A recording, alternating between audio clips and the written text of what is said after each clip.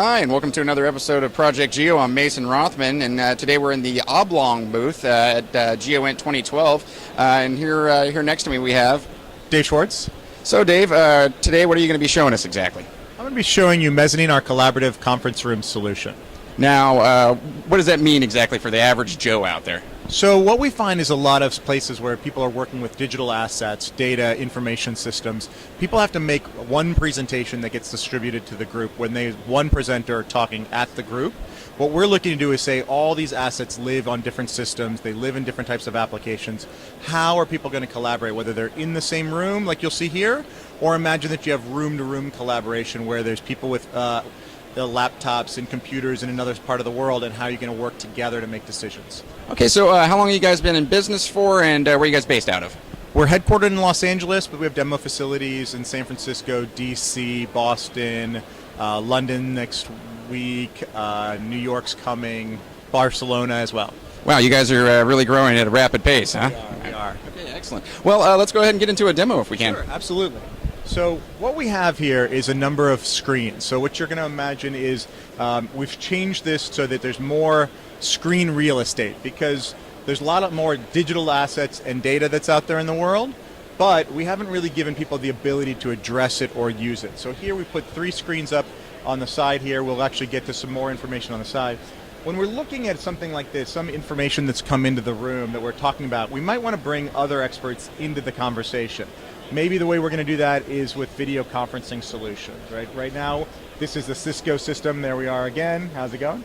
And after we've called into another room, we can actually take this, resize it, place it over in a corner where it's available to us, but it's not the focus. Our focus is on the work, the information that's going on. Now this remote you're using here looks kind of like a Nintendo Wii type remote. What is that exactly? It's actually our wand. We call it a wand, and it's meant to be able to track in space, but also you can rotate through and have different modes. We'll actually show how that works in a couple of these things. So one option is that we can watch this globe. This is actually an application that's running live.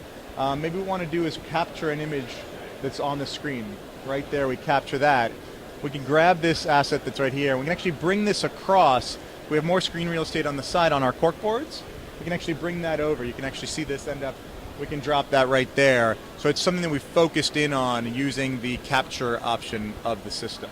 Right.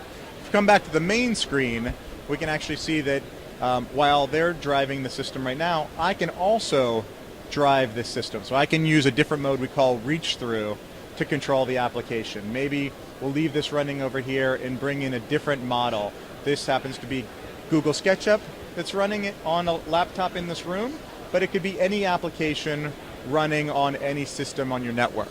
Now, how many total windows do you have running here currently? Right now we have 4 systems up that are hardwired in.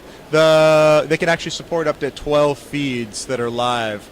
Now, what OS are you running on these systems? So these can be any OS that's running. So it's just like, think of it as plugging into your projector, where you wouldn't matter what kind of operating system you're running. So Linux, Windows, Mac, it doesn't matter. It doesn't matter, exactly. So all those are available. So this one I believe is actually a Mac one, and this is a Windows box we're showing today. So they're both up here live. The other thing that's interesting is you can actually embed live information into your applications now. Instead of having to create static slides, you can actually have this application that's dynamic, right? I didn't go and make a PowerPoint slide for these systems. This is the actual information. So you can reach in, get more data, or someone could be sitting, an operator can be sitting at their desk driving this. You can be watching this live, or a news feed can be part of your actual. This again just happens to be Bloomberg TV that's streaming over the web, but it could be live video that's being fed in from anywhere. So what's the learning curve on, because you're really smooth with this. Do you have one of these at home? I don't, but I have done a few demos, I have to say.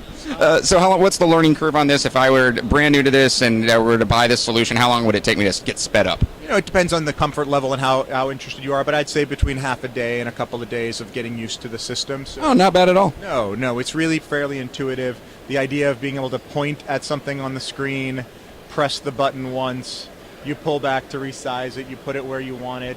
As you get close, we'll guide you, get those little bars, it'll snap to. So it gets really easy to use from that perspective. Clicking on over, dropping it, grabbing a snapshot. There we are. Now, where did it send that snapshot to exactly? Select those in the back so that we have a record of what's going on in the system right back over here. So it just stores it right up in this asset library. So now we've got that captured. So if all this were to go away, we still have a record of our meeting and what's been going on. Can you just do snapshots, or can you do video as well, video clips? Currently what we're doing is snapshots, but I see video being supported eventually, saying a start and stop. All right, well, any other neat features you want to show us on here? I will show one other thing, which is the idea of integration of mobile devices. For people who maybe are less comfortable with the wand and they want to go with things that they know, you can actually see here that we can support multiple mobile devices. They can actually stay in sync with what's going on the screen, and any one of them can actually be used as the driver.